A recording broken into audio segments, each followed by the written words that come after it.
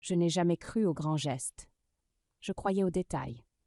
Ce soir-là, la lumière de fin d'après-midi s'étirait sur les murs comme une étoffe blonde, une lumière de septembre douce et déjà un peu triste. Dans la cuisine, tout semblait tenir sur un fil, le silence du réfrigérateur, la pendule qui n'avait jamais chuchoté, l'odeur de beurre qui monte d'une poêle et vous promet une paix domestique, une paix que j'avais confondue avec l'amour. 25 ans. Je les prononçais dans ma tête comme on caresse une porcelaine ancienne avec précaution. 25 ans de mariage. Et moi, Claire, devenue l'archiviste de nos habitudes, la restauratrice de nos journées. Je repassais la nappe, lentement. Le tissu blanc s'aplanissait sous la vapeur et je pensais à toutes les phrases que j'avais lissées au fil du temps, celles qu'on ravale pour ne pas faire de vagues, celles qu'on avale avec un sourire quand on sent, au fond, que quelque chose se fissure. Je posais la nappe sur la table et je la tirais avec cette précision ridicule des femmes qui veulent croire qu'un angle parfait peut sauver un couple. Au centre, j'avais choisi des roses blanches. Pas rouges, blanches, blanches. Comme une promesse propre, comme une excuse aussi. Je coupais les tiges, j'épongeais les feuilles, je cherchais le vase le plus simple. Marc disait souvent que je compliquais tout avec mes mises en scène. Il ne comprenait pas que, pour moi, c'était l'inverse. J'essayais de donner une forme au temps qui passe, de le rendre supportable. Le four chauffait, le gratin attendait. J'avais même pris cette bouteille qu'on gardait pour une occasion. La poussière sur le goulot me fit sourire. Je la frottais avec un torchon, comme si je polissais un souvenir. Sur le dossier d'une chaise, j'avais accroché ma robe. Une robe sobre, un bleu profond, rien d'extravagant. Je m'étais regardée dans le miroir de l'entrée et j'avais vu une femme de plus de 50 ans qui tentait encore d'être la version présentable d'elle-même. Une femme qui avait appris à se tenir droite quand le cœur s'affaisse, à parler doucement quand on a envie de hurler. Je m'étais maquillée avec parcimonie, un peu de rouge à lèvres, juste pour me rappeler que j'avais une bouche à moi, pas seulement une bouche pour dire oui, d'accord, comme tu veux. Et dans ce calme organisé dans cette nappe, ces roses, cette bouteille, je me répétais que ce soir serait un petit refuge, une cérémonie privée, un point d'ancrage. Marc devait rentrer à 19h. À 19h05, j'entendis enfin la clé, le bruit métallique dans la serrure, net, sans hésitation, toujours sûr de lui. Je gardais le dos tourné, un instant, comme pour retarder ce moment où le réel entre dans la pièce. Je respirais et je me retournais avec mon sourire déjà prêt, ce sourire automatique qui fait croire aux autres et parfois à soi que tout va bien. Il était là, dans l'encadrement de la porte. Pas de fleurs, pas même ce regard un peu tendre qu'il faisait autrefois quand il me voyait en effort. Il tenait une mallette en cuir, une mallette de travail, lisse, impeccablement fermée, comme un verdict. Son manteau était encore sur ses épaules. Il n'avait pas cette lenteur du retour à la maison, il n'avait pas la fatigue du quotidien partagé, il avait la verticalité de quelqu'un qui vient accomplir une tâche. « Bonsoir, Claire. » Sa voix était polie, pas chaude, polie comme on s'adresse à un collègue qu'on ne veut pas froisser. Je répondis quand même « Bonsoir, tu es pile à l'heure. » Je fis un pas vers lui, instinctivement, comme si mon corps se souvenait de ce rôle avant ma tête. Il ne bougea pas. Ses yeux glissèrent sur la table dressée, sur les roses, sur la nappe blanche, sur la bouteille que j'avais sortie. Il ne dit pas c'est joli, il ne dit pas merci. Il posa la mallette sur la table avec une délicatesse froide, celle des gens qui ont appris à manipuler des choses importantes. Le cuir fit un petit bruit sourd, et pendant une seconde, j'eus l'impression absurde que tout mon dîner venait d'être effacé. Je cherchais dans son visage un signe, un tremblement, une émotion, même mauvaise, quelque chose d'humain. Rien. Il ouvrit la mallette, très calmement, comme on ouvre un dossier, comme on ouvre une décision déjà prise. Et c'est là, juste là, que je sentis, sans encore comprendre, que la soirée ne m'appartenait plus.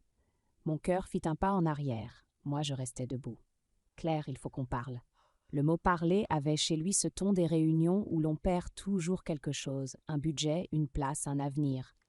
Je fixais la mallette, puis ses mains que j'avais vues signer des contrats, serrer des mains, tenir des verres de champagne.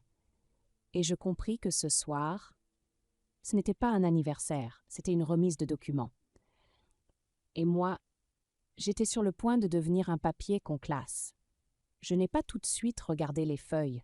C'est étrange ce réflexe, comme si les yeux pouvaient retarder la douleur, comme si l'on pouvait négocier avec le réel en fixant autre chose, la couture de la nappe, l'ombre du vase, la pulpe de ses doigts sur le cuir. Marc fit glisser un dossier vers moi. Il ne le poussa pas brutalement, non. Il le déposa avec une précision chirurgicale, au bord même de mon assiette, là où j'avais posé la serviette pliée en triangle, une petite montagne de tissu, ridicule tout à coup. « C'est mieux comme ça, » dit-il. « Mieux ?» Le mot me heurta, parce qu'il contenait déjà une conclusion et que je n'avais pas eu le droit d'ouvrir le chapitre. Je pris enfin les feuilles.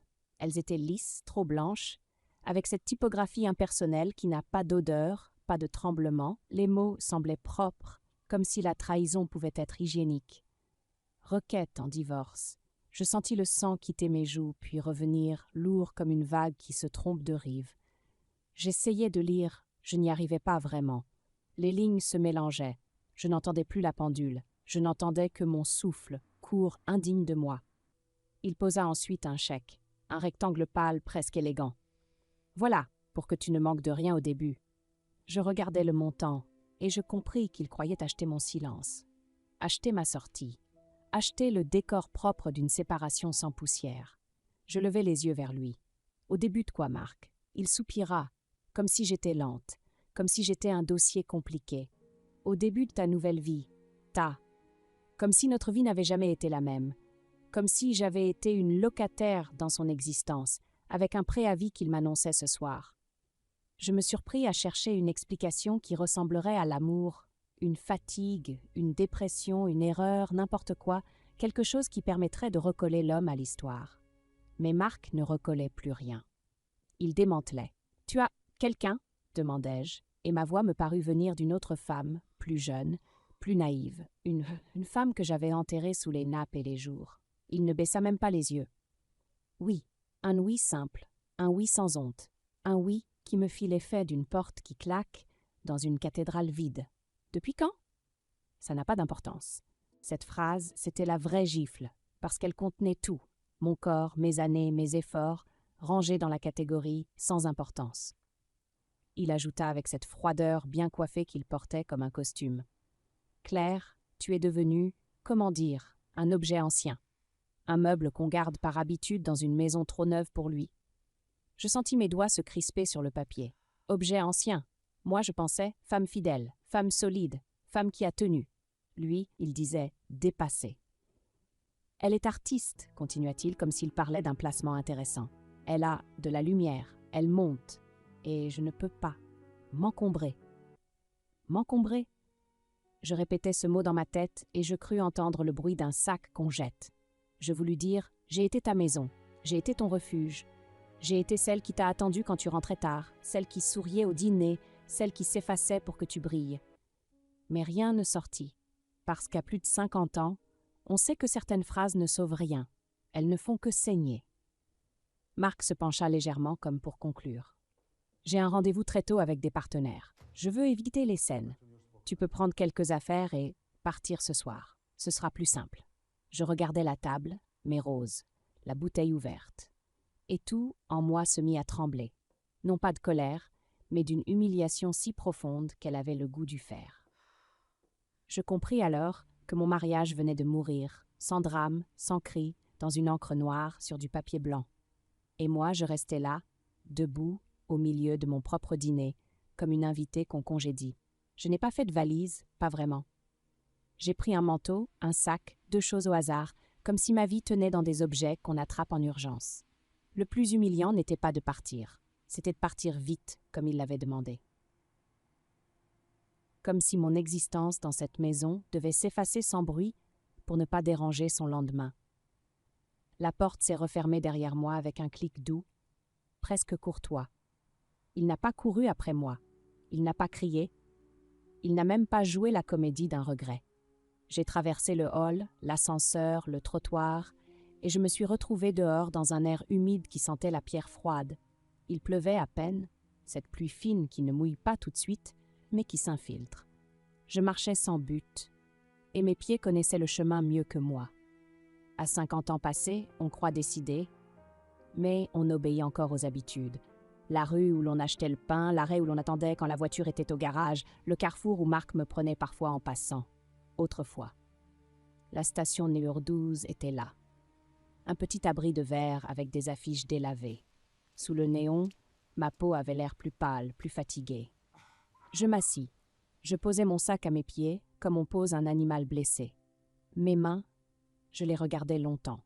Elles étaient sèches, fendillées, marquées par les détergents, les casseroles, les hivers. Ses mains avaient porté des plateaux, fermé des boutons, essuyé des larmes d'enfant. Et ce soir, elles tremblaient comme si elles ne savaient plus à quoi servir. J'aurais dû pleurer, mais je n'y arrivais pas. La trahison avait une forme étrange, un silence dans la poitrine, un vide propre, un divorce sur papier blanc, et un monde qui continue, indifférent, avec ses bus, ses phares, ses passants pressés. Je ne sais pas combien de temps je suis restée là, peut-être 10 minutes, peut-être 1 heure. Le temps cette nuit-là avait cessé d'être un outil. Il était devenu un brouillard. Et puis j'ai entendu des rires, trop forts, trop proches.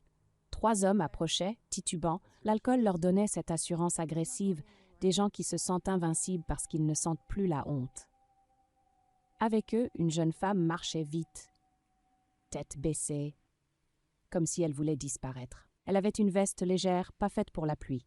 Ses cheveux collaient déjà à ses tempes. Elle tenta de dépasser l'arrêt, mais l'un d'eux lui barra le chemin. « Hé, t'es pressé ?» La voix était pâteuse, mais l'intention, elle, était claire. Elle fit un pas de côté. Il la suivit. Les 2 autres riaient, comme dans ces scènes qu'on voit au cinéma et qu'on croit lointaines, jusqu'au jour où le cinéma vous tombe dessus. « Laisse-moi, » dit-elle. Sa voix était ferme, mais un peu trop haute. La peur, parfois, aiguise les sons. L'un des hommes attrapa son poignet, pas violemment au début, juste assez pour dire « je peux ». Et tout, dans mon corps, s'est tendu. Je ne connaissais pas cette fille. Je ne devais rien à personne. Ce soir-là, j'étais moi-même à terre. Et pourtant, quelque chose s'est levé en moi, une ancienne force, une colère propre, une dignité qui n'avait pas disparu, seulement endormie. Je me suis relevée. Mes genoux ont protesté un instant, mes mains tremblaient encore, mais mes pieds étaient stables. Je ne suis pas une femme forte au sens où on l'entend. Je ne casse rien, je ne frappe pas. Je suis une femme qui a appris, toute sa vie, à tenir debout quand on veut l'asseoir. Messieurs, ils se sont retournés, surpris. Une femme de mon âge, sous un abribus, ça ne fait pas peur d'ordinaire. Ils ont souri, déjà moqueurs. « Oh, la maman, elle veut jouer les héroïnes ?» Et là, l'un d'eux, le plus grand, a tiré sur la veste de la jeune femme. Le tissu a craqué légèrement, un bruit sec, intolérable. Je n'ai pas crié, je n'ai pas supplié, je les ai regardés comme on regarde une faute, avec une froideur qui coupe. Et dans ce regard, il y avait tout, mes 25 ans de silence, et ce soir où, enfin, je n'avais plus rien à perdre.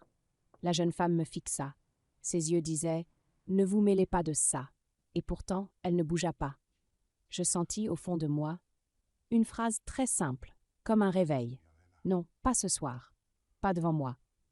Et la pluie continuait de tomber, doucement, comme si Paris elle-même retenait son souffle. Je ne sais pas d'où ça m'est venu, cette voix, cette précision, ce calme. Peut-être de toutes les fois où j'ai dû rester correcte quand j'avais envie de frapper la table. Peut-être de cette discipline invisible qu'on apprend, surtout après 50 ans. Ne pas se disperser, ne pas supplier. Choisir la lame la plus fine. Je fis un pas vers eux, lentement. Pas un pas de défi. Un pas de présence, comme une porte qu'on ferme. Lâchez-la. Ma voix était basse, sans tremblement. J'entendis moi-même ce ton, et il me surprit, comme si une autre Claire s'est installée à ma place. Le plus grand me dévisagea, amusé. Et sinon quoi? Je regardais sa main sur le poignet de la jeune femme. Pas son visage, sa main, la preuve. Sinon, vous entrez dans une catégorie de faits très simples à qualifier, dis-je avec une douceur presque pédagogique. Atteinte à l'intégrité physique, violence sans incapacité apparente, et si vous continuez à la retenir malgré sa demande, ça devient une contrainte. Et les propos que vous venez de tenir relèvent de l'injure à caractère sexiste. Je n'avais pas l'air d'une policière, je n'avais pas l'air d'une avocate, j'étais juste une femme debout. Une femme qui parle comme un procès verbal. Les 2 autres ricanèrent encore, mais leur rire changea. Il perdit sa graisse, il devint nerveux. Elle croit qu'on va trembler. Je souris à peine, pas un sourire de joie, un sourire de lucidité. Je ne vous demande pas de trembler, je vous demande d'être intelligent. Je sortis mon téléphone, très lentement, sans geste brusque. J'ouvris l'écran, je le tournai vers eux.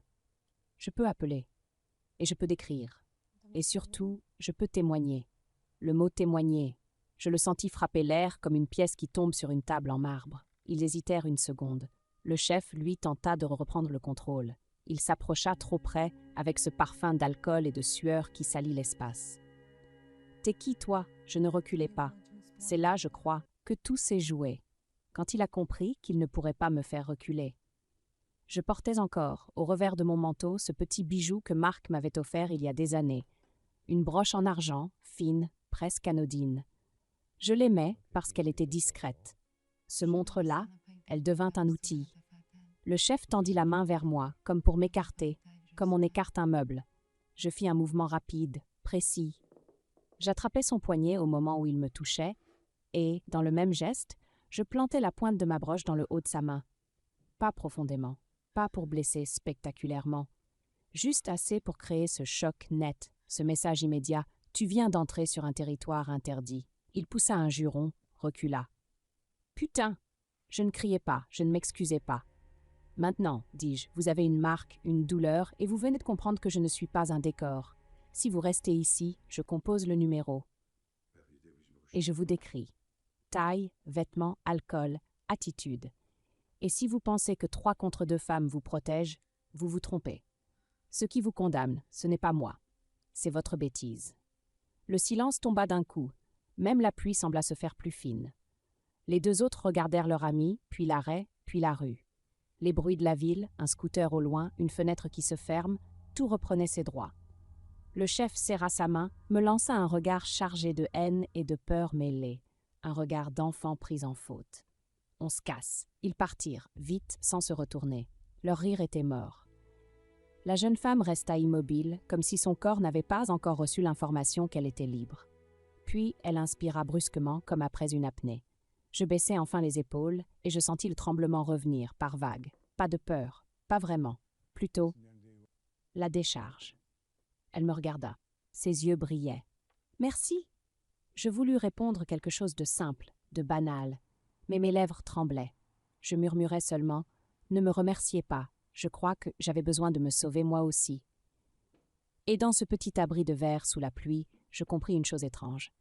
Marc venait de me jeter hors de ma vie. Mais ce soir, pour la première fois depuis longtemps, je venais de me retrouver. Elle s'appelait Léa. Je la pris sur le trottoir quand le bus passa sans s'arrêter. Ou peut-être qu'il s'arrêta et que nous ne le vîmes même pas. Nous étions encore sous le choc, comme 2 naufragés qui s'étonnent d'être vivantes. « Je ne peux pas rentrer chez moi. »« Pas comme ça, dit-elle en remontant la fermeture de sa veste déchirée. Ils connaissent le coin. Sa voix se voulait légère, mais ses doigts trahissaient un tremblement obstiné. Elle regarda ma broche, puis mon visage, comme si elle cherchait à comprendre quelle sorte de femme j'étais, une passante, une mère, une folle ou une survivante. « Venez, ajouta-t-elle, après une seconde. Je sais où aller. Chez mon père. C'est pas loin. Vous pourrez vous poser, boire quelque chose. » Je faillis répondre non, par réflexe. À mon âge, on dit non par politesse, par pudeur pour ne pas déranger, comme si nous avions été élevés à nous excuser d'exister. Mais je n'avais nulle part où aller, et surtout, je n'avais plus la force de faire semblant.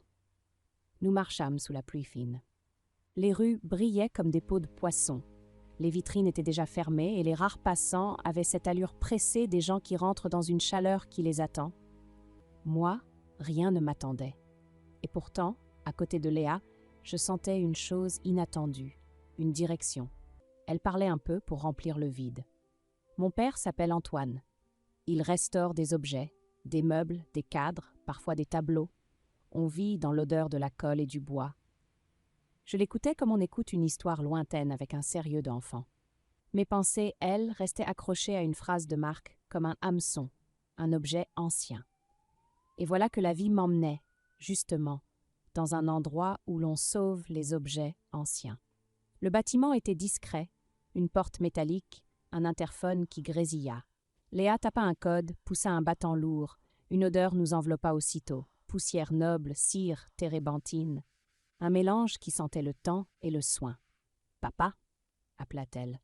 Aucune réponse immédiate. Seulement, au fond, un bruit régulier, comme un frottement, un ponçage. Puis une silhouette apparut, dans la pénombre d'un atelier éclairé par des lampes orientables. Un homme, la cinquantaine ou un peu plus, les manches retroussées, les doigts tachés de pigments. Il leva la tête. Ses yeux tombèrent d'abord sur Léa, et je vis passer une inquiétude paternelle rapide, contenue. Puis ses yeux se posèrent sur moi, et il n'y eut ni curiosité déplacée, ni jugement, juste une lecture silencieuse. « Qu'est-ce qui s'est passé » demanda-t-il. Léa raconta vite avec des phrases coupées. Antoine ne l'interrompit pas. Quand elle eut fini, il s'approcha, examina la déchirure de la veste, la trace rouge au poignet, et son visage se ferma, non pas de colère spectaculaire, mais de cette colère calme qui appartient aux hommes qui savent réparer. « En ta voilà » murmura-t-il. « Entrez.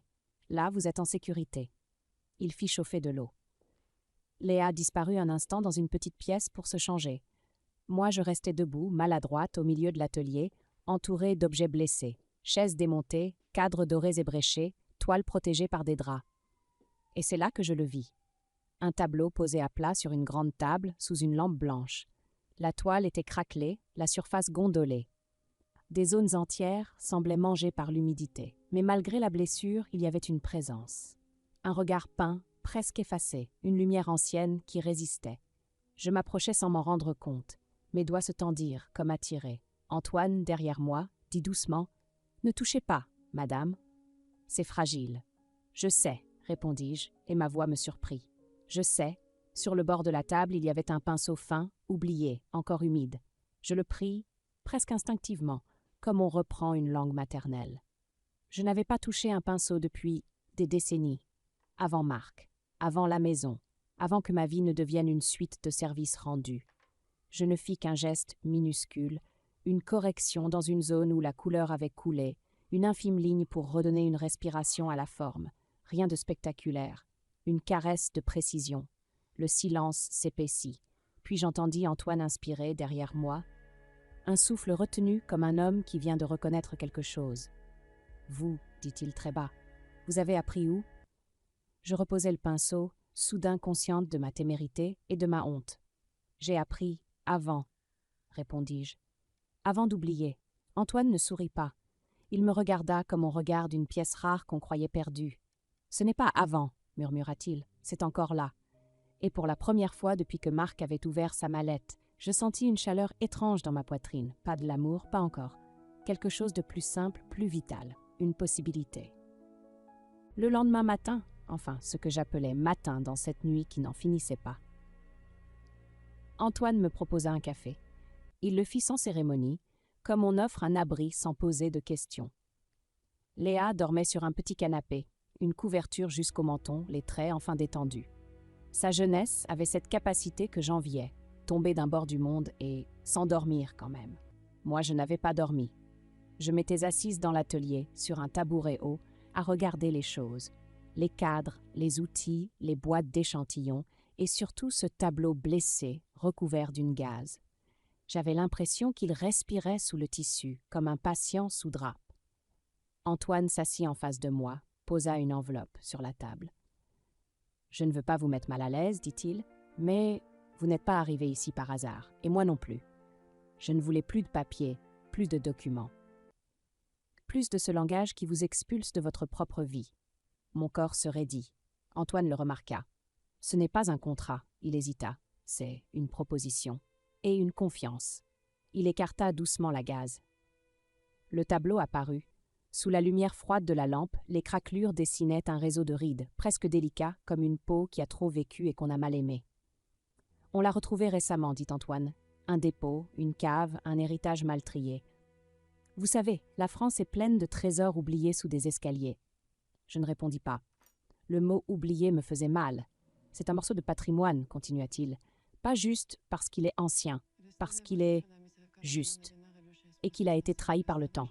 On me l'a confié, mais je n'y arrive pas seul. » Il me regarda droit. « Ce geste que vous avez fait hier, sûr, très sûr. Vous ne cherchez pas à briller, vous cherchez la vérité de la matière. C'est rare. » Je souris. Malgré moi, un sourire bref, incrédule. Vous vous trompez? Je suis une femme qu'on vient de jeter dehors avec un chèque. Je ne suis personne. Antoine secoua la tête lentement. C'est précisément pour ça que vous êtes quelqu'un. Vous savez ce que c'est, la perte. Vous savez ce que c'est, la fissure. Et la restauration, ce n'est pas repeindre. C'est écouter ce qui reste. Ces mots me traversèrent comme une eau chaude. Écoutez ce qui reste. Je me levai, attiré malgré moi vers la table. Mon regard suivit les zones abîmées, la couche picturale soulevée, les lacunes, le vernis jauni, et, derrière tout ça, une composition qui résistait. Je murmurai, sans réfléchir. On ne peut pas commencer par la couleur. Il faut stabiliser la toile, consolider, avant d'embellir. Antoine eut ce petit mouvement de tête, presque un salut. Voilà, c'est ça. Il ouvrit une boîte, me montra des scalpels fins, des pinceaux de martre, des cotons, des solvants. Tout était rangé comme dans un cabinet de chirurgien. La précision me rassurait. Il n'y avait pas de drame ici. Il y avait une méthode. Je pris un pinceau et ma main d'abord hésita. Elle tremblait encore de Marc, de la porte, du chèque. Tremblement honteux, inutile. Alors je posai l'autre main sur mon poignet, comme je le faisais autrefois quand j'apprenais à écrire droit, et je respirais. Une inspiration, une expiration. Le pinceau toucha la surface. Un geste minuscule, puis un autre. Je sentis quelque chose revenir, pas seulement une compétence, une identité, une mémoire musculaire, une dignité dans le bout des doigts, comme si mes mains, qui avaient tant servi les autres, retrouvaient enfin une mission qui ne les humiliait pas. Antoine parla peu. Il me laissa faire, m'indiquant seulement, parfois d'un doucement, d'un encore un peu, comme on guide quelqu'un qui retrouve la parole après un long silence. Les heures passèrent, la pluie cessa, la lumière changea, et à un moment, je réalisai une chose simple et terrible. Je n'avais pas pensé à Marc depuis plus d'une heure. C'était ça, la première victoire, pas la vengeance, pas le scandale, la liberté minuscule de ne plus être occupée par lui. Quand Léa se réveilla, elle s'approcha sans bruit. Elle regarda le tableau, puis mes mains en action. « Vous êtes incroyable », souffla-t-elle. Je ne répondis pas tout de suite. Je ne voulais pas que le compliment devienne une nouvelle cage. Je dis seulement, très bas, je ne suis pas incroyable. Je suis en train de revenir. La nouvelle arriva comme arrivent les nouvelles dans certains milieux, sans fracas, sans émotion, avec des sourires. Antoine la reçut par un appel, pas un de ces appels nerveux, un appel bien élevé, aux mots choisis, aux sous-entendus polis. Je l'entendis prononcer Ritz, puis vente caritative, puis pièce maîtresse. Je levai la tête sans comprendre, le pinceau suspendu dans l'air. Quand il raccrocha, Antoine resta une seconde immobile, comme s'il pesait le poids exact de ce qu'il venait d'entendre. Ensuite, il me regarda. Ils organisent une grande soirée, une vente aux enchères, très visible, très mondaine. Il hésita. Le tableau, celui-ci, doit être l'attraction, la pièce qui fait parler. Je sentis mon ventre se contracter, un réflexe. Les mondanités, les salles éclairées trop fort, les gens qui parlent en se regardant à peine.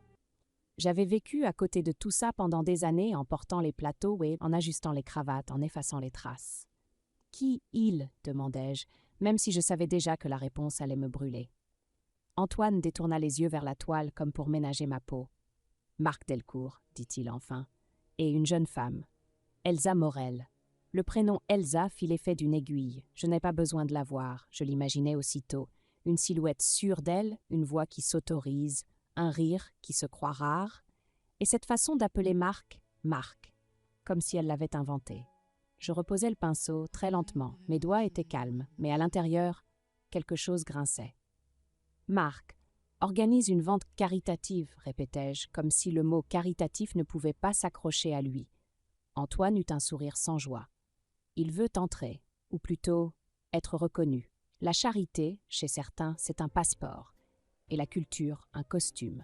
Je compris alors ce que je n'avais jamais voulu admettre. Marc ne cherchait pas seulement une nouvelle femme, il cherchait une nouvelle scène, un nouveau décor à sa réussite.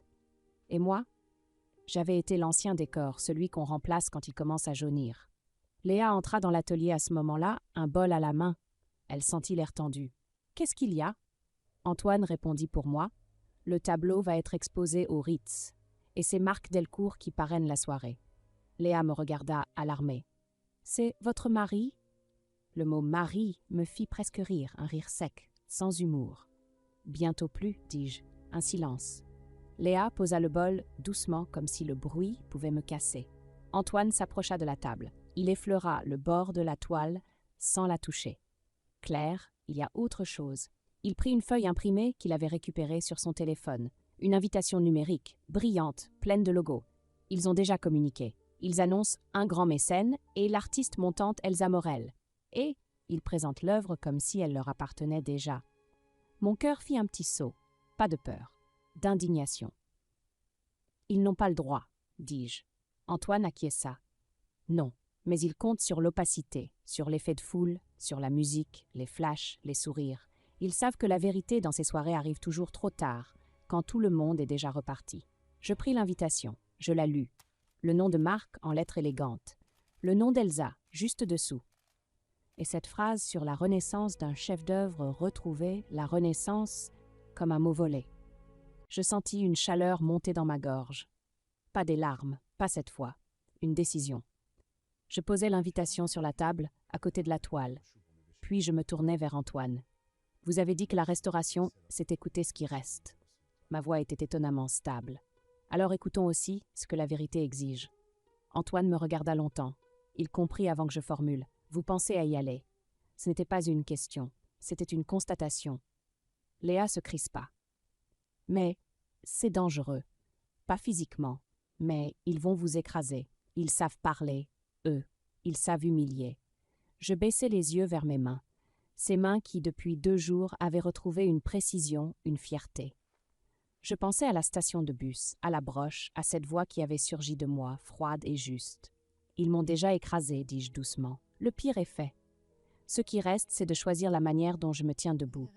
Antoine inspira, puis hocha la tête, comme un homme qui accepte un mouvement plus grand que lui. Alors, on va préparer les choses, correctement. Je relevai les yeux.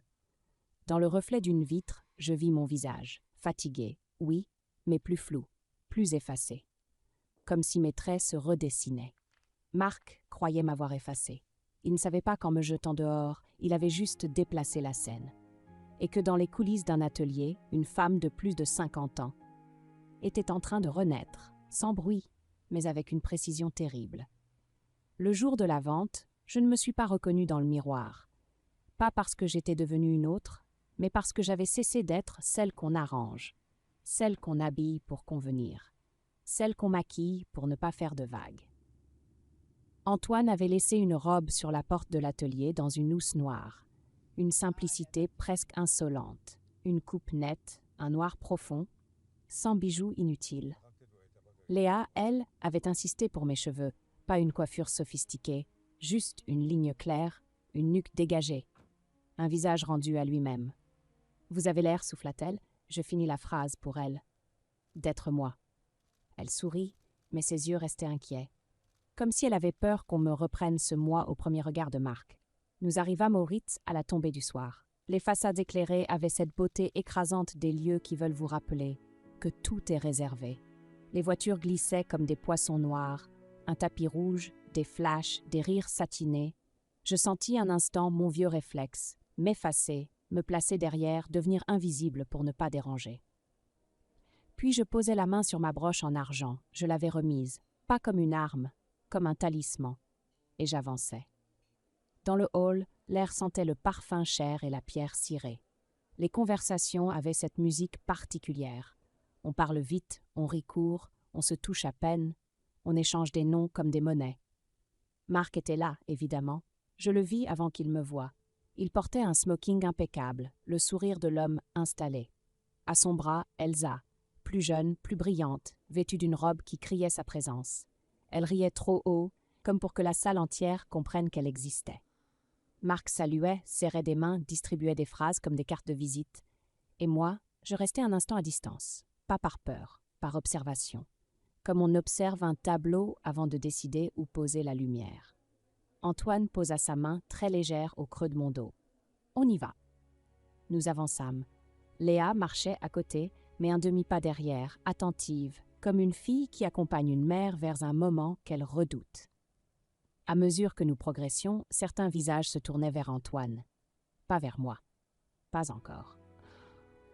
On reconnaissait l'homme, on l'estimait, on s'écartait avec une politesse instinctive, celle qu'on réserve aux gens qui comptent. Je compris alors l'arme la plus élégante, la légitimité. Marc se retourna, et son sourire se figea très légèrement comme une peinture qui craque sous le vernis. Ses yeux glissèrent sur Antoine d'abord, respect, intérêt, ambition, puis ils tombèrent sur moi. Je vis dans ce bref silence tout ce qu'il n'avait pas prévu, ma présence, ma tenue, ma posture, mon regard. Pas d'effondrement, pas de larmes, pas de mise en scène, juste une femme qui ne demande plus la permission d'être là. « Claire », dit-il, et sa voix eut cette tonalité faussement douce des hommes pris en faute devant témoins. « Qu'est-ce que tu fais ici ?» Je ne répondis pas tout de suite. Je le laissai sentir une seconde, ce que c'est d'attendre une réponse de moi. Antoine prit la parole avec cette courtoisie tranchante des gens qui n'ont rien à prouver. « Bonsoir Marc, ravi de vous voir. Je vous présente Claire. » Il marqua une micropause, un silence parfaitement maîtrisé. « La restauratrice principale de l'œuvre que vous vous apprêtez à présenter. » La phrase tomba comme un verre de cristal sur un sol de marbre, sans éclat visible, mais avec une fracture intérieure. Elsa se pencha vers Marc, murmura quelque chose. Son sourire vacilla. Elle me regarda alors, pour la première fois, vraiment. Son regard me scanna comme un objet. Âge, allure, danger. Je soutins son regard, sans agressivité, sans défi. Avec une douceur froide. Marc tenta de rire. « Ah oui, je ne savais pas que… » « Vous saviez beaucoup de choses, répondis-je enfin très calmement. Mais pas tout. Je sentis Léa retenir son souffle à côté de moi. Antoine, lui, resta immobile, un roc élégant. Autour, la salle continuait de murmurer, de trinquer, de se prendre en photo, mais une bulle s'était formée. La bulle des regards qui sentent le scandale avant même qu'il n'existe. Marc reprit contenance, comme il l'avait fait toute sa vie. « Ce n'est pas le moment, Claire. » Je penchai légèrement la tête. Au contraire, c'est exactement le moment. Et en moi, une certitude se posa simple, lumineuse. Je n'étais pas venue pour récupérer un homme, j'étais venue pour récupérer mon nom. La vente commença comme un spectacle bien huilé. Une musique douce, des serveurs qui glissent, des rires qui se veulent discrets, et ce murmure constant des fortunes qui se frôlent. Sur l'estrade, un commissaire-priseur au sourire impeccable annonçait des lots avec cette voix qui donne l'impression que tout est un jeu. Alors que tout, ici, est une prise. Marc avait retrouvé son masque. Il se tenait près du micro, dans cette posture d'homme responsable, mécène, visionnaire. Elsa, à son bras, hochait la tête au bon moment, comme si elle comprenait l'âme de chaque objet, alors qu'elle n'en connaissait que la valeur de vitrine. Je restais en retrait, près d'Antoine. Léa me serrait parfois le bras, très légèrement comme pour vérifier que je ne disparaissais pas. Moi, je respirais, lentement, comme avant une incision. Puis vint le moment du tableau. On retira le voile. La salle eut un petit soupir collectif, presque sensuel. Le vernis nettoyé révélait des profondeurs qu'on n'attendait plus. Une lumière dans un coin d'ombre, une peau délicatement modelée, une main peinte avec une pudeur ancienne. La toile n'était plus une œuvre. Elle était un regard et un silence. Elsa s'avança trop vite, attirée par la scène comme par un projecteur. « Cette pièce », commença-t-elle avec une voix de conférence improvisée, est un symbole de renaissance, de modernité retrouvée. Modernité. Je sentis Antoine tressaillir imperceptiblement. Léa roula des yeux, et moi, je compris que l'instant arrivait. Elsa continuait, enchaînant des mots appris, émotion, force, audace. Elle parlait comme on décrit un parfum qu'on n'a pas vraiment senti. Elle osa même attribuer l'œuvre à une époque qui n'était pas la bonne. Une erreur minuscule pour le public, une faute énorme pour ceux qui savent. Marc, derrière elle, souriait. Il était fier, il croyait contrôler. Alors je fis un pas, un seul, et ce pas fut entendu. Je montai sur l'estrade avec calme, sans demander la permission. Le commissaire-priseur s'arrêta, surpris, cherchant du regard Marc. Marc cligna des yeux, comme si le monde venait de changer de règle. Je pris le micro, mais je ne le saisis pas comme une arme. Je le pris comme un outil. « Pardonnez-moi, dis-je doucement, je m'appelle Claire. Je suis restauratrice d'art et je suis l'une des personnes qui a travaillé sur cette toile. » Un silence tomba, très net. La salle adore ça, une interruption élégante. Un incident qui a du style. Elsa me regarda, figée, comme une actrice à qui on vole une réplique. Je continuai, sans regarder Marc. « On a parlé de renaissance. C'est un beau mot. Mais la renaissance d'une œuvre ne se fait pas avec des slogans, elle se fait avec des gestes invisibles et avec le respect du peintre. Je me tournai vers le tableau. Ici, par exemple, la main peinte en bas à droite. Avant la restauration, elle était presque perdue. Beaucoup auraient réinventé la forme pour aller plus vite. Nous avons choisi l'inverse, suivre la main du maître, respecter les repentirs, garder les tremblements d'origine. Parce que c'est là que vit l'âme. Je vis des têtes se pencher, des regards s'aiguiser. Les vrais connaisseurs étaient déjà captivés. Elsa tenta de reprendre la parole. Oui, enfin, l'important, c'est l'émotion. Je la regardais alors directement, avec une douceur tranchante. Justement, l'émotion, ce n'est pas ce qu'on dit, c'est ce qu'on sait voir. La phrase fut polie, mais elle la déshabilla. Un murmure parcourut la salle. Certains sourirent, d'autres toussèrent. Dans ces lieux, la cruauté a besoin d'un prétexte culturel pour devenir acceptable. Je repris, plus calmement encore. Je voudrais aussi préciser une chose pour la transparence. Je marquai une pause. Le financement de cette soirée et certains fonds utilisés relèvent de biens communs qui n'ont pas encore été légalement répartis. Marc blêmit. Ce n'était plus un jeu. Je n'avais pas besoin de dire divorce. Je n'avais pas besoin de dire infidélité. Je venais d'introduire un mot qui, ici, tue, risque. Je vis des investisseurs échanger des regards. Un homme au visage fermé sortit son téléphone. Une femme en tailleur murmura à l'oreille d'un autre. Dans ce monde, on pardonne les adultères. Mais pas l'ombre d'une irrégularité financière. Marc fit un pas vers moi, presque menaçant, presque suppliant. « Claire, arrête. » Je ne bougeais pas. « Je n'arrête rien, répondis-je très bas. Je clarifie. Le commissaire-priseur tout sauta, hésitant, puis reprit comme il put. Mais la salle avait changé. L'air n'était plus léger, il était vigilant. Elsa, elle, restait figée, humiliée sans qu'on l'ait insultée. Marc, lui, venait de comprendre l'essentiel. J'étais pas venu faire une scène. Je venais de faire une expertise. Et une expertise, ça laisse des traces. Quand je descendis de l'estrade, je sentis la chaleur des regards dans mon dos, cette curiosité gourmande, ce parfum de scandale qui excite toujours les salons bien élevés. Mais je n'avais plus envie d'être vue. J'avais envie d'air. Je traversais le hall comme on traverse un rêve trop brillant. Les lustres, les miroirs, les conversations qui reprenaient déjà. Tout me paraissait lointain, presque irréel. Derrière moi, j'entendis Marc dire mon nom, une fois, puis une seconde. Plus fort. Claire. Je ne me retournai pas tout de suite. J'appris ce soir-là que l'une des formes les plus pures de puissance, c'est de choisir le moment où l'on se retourne. Je poussai les portes vitrées. L'air de la nuit me frappa au visage. Plus froid, plus vrai. Les flashs des photographes crépitaient sur le trottoir, attirés par la rumeur. Le Ritz derrière moi devenait une boîte lumineuse, un théâtre. Et moi, je n'étais plus une figurante. Marc surgit à ma suite. Il attrapa mon bras, doucement, trop doucement, comme s'il voulait garder sa respectabilité. « Tu as perdu la tête » souffla-t-il. « Tu sais ce que tu as fait ?» Je baissai les yeux vers sa main sur mon bras. Je ne vis pas un mari. Je vis une habitude, un réflexe de possession. Je retirai mon bras sans brutalité. « Ne me touche pas !» Il cligna des yeux, surpris. Il n'avait pas l'habitude qu'on lui retire quelque chose. « Tu veux quoi, Claire ? De l'argent ? Plus ? Tu veux te venger ?» Sa voix oscillait entre la menace et la négociation, comme s'il cherchait le bon levier. Je le regardai enfin. Et je compris quelque chose qui me fit presque sourire. Il n'avait toujours pas compris. Il croyait que tout s'achetait. « Je ne veux rien de toi, dis-je. » Il serra les mâchoires. « Tu me ridiculises devant tout le monde. Tu détruis ma soirée. Mon image. » Son image. Toujours l'image. Il fit un pas plus près. Ses yeux étaient durs. « Tu vas le payer. » Je peux te faire passer pour folle. Tu n'as pas de preuves, tu n'as rien. Et tu n'es plus chez toi. Ce dernier mot, chez toi, me traversa comme un vieux poison.